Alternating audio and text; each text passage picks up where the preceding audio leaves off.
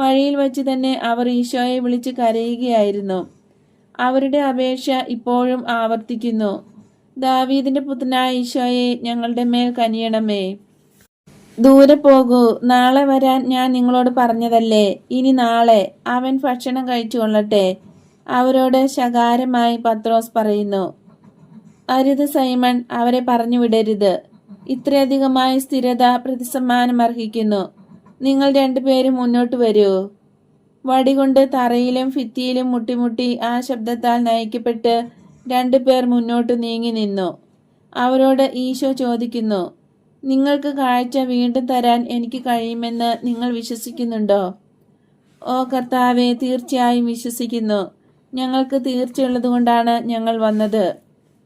ഈശോ മേശയ്ക്കരികിൽ നിന്ന് എഴുന്നേറ്റ് അവരുടെ അടുത്തേക്ക് ചെന്നു.